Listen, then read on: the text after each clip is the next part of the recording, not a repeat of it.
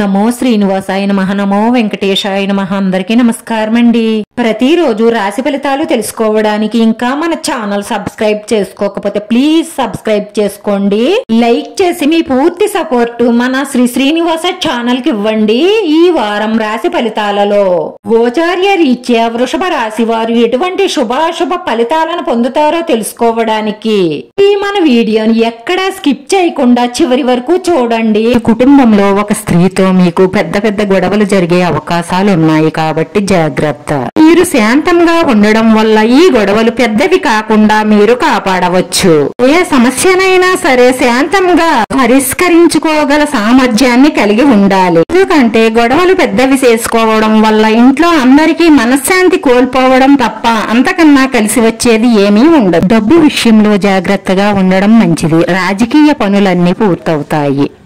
ప్రేమ జీవితంలో కొంత హెచ్చుతగ్గులుంటాయి. ఈ రోజు ఈ రాశి వారు స్త్రీల పట్ల చాలా జాగ్రత్తగా ఉండాలి. ఎందుకంటే కొన్ని సమస్యలు వచ్చే అవకాశాలు ఉన్నాయి. సమాజంలో గౌరవ ప్రతిష్టలు పెరుగుతాయి. కష్టానికి తగిన ఫలితం లభిస్తుంది. పట్టుదలగా ప్రయత్నించి విజయం సాధిస్తారు. మీ పరాక్రమాన్ని ఇతరులు గుర్తిస్తారు.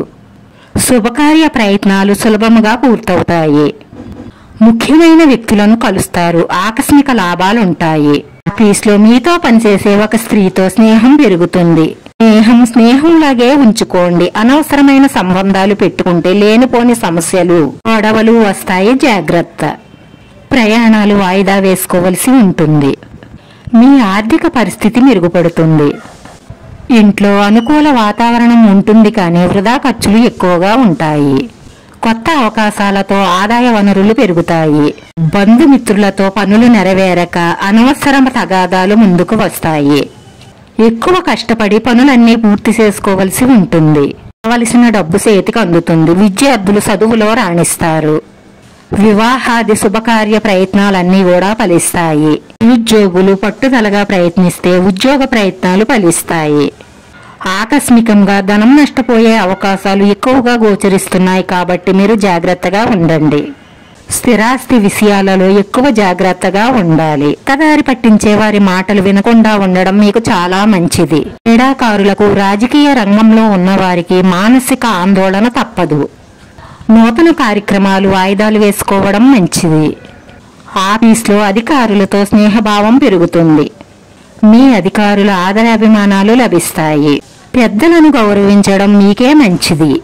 ఈ విషయాలలో అనవసరమైన తగాదాలు వస్తాయి. జాగ్రత్త. ఈ రాశి వారి అదృష్ట సంఖ్య 6. ఈ రాశి వారికి కలిసొచ్చే రంగు తెలుపు రంగు.